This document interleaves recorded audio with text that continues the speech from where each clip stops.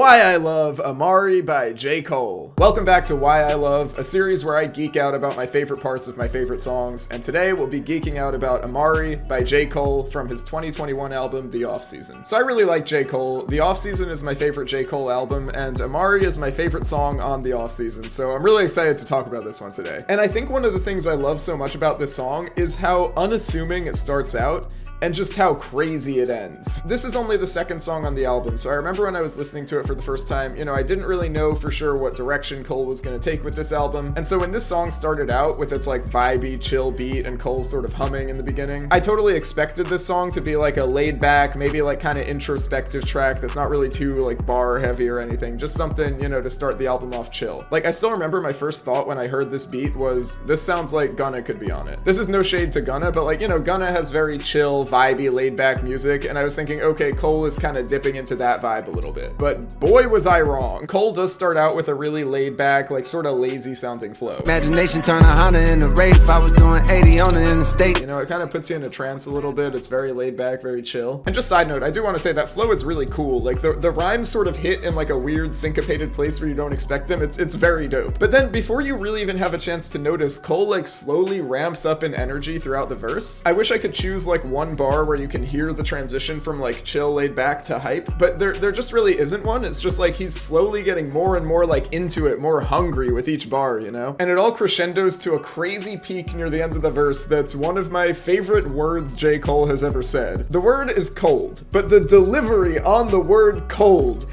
is so good.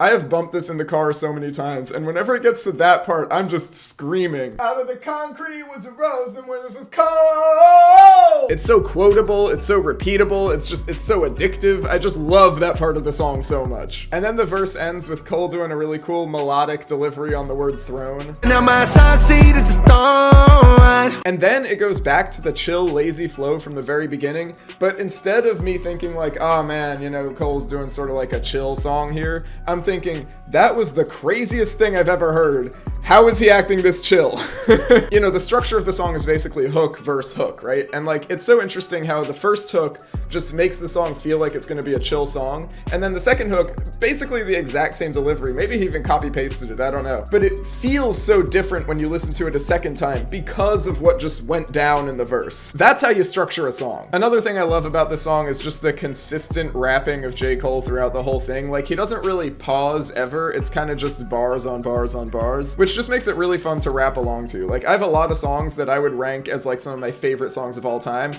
just because it's like consistent rap through the whole thing, and once you've memorized the song, it's just like always fun to listen to and rap along to it. Anyway, those are all the reasons why I love Amari by J. Cole, and if you also love Amari, you might also love my music. So here's Amari by J. Cole, and at this point I'd normally share a full song of mine that's on streaming services, but this one's too easy to pass up. Here's my Amari freestyle, which is sort of a verse I did to the instrumental for Amari. If you like me, consider pulling up to my show in Washington, D.C. on May 8th for my next album release. Ticket link in the description. And that's about it for this one. Thanks for watching, and I'll see you in the next video.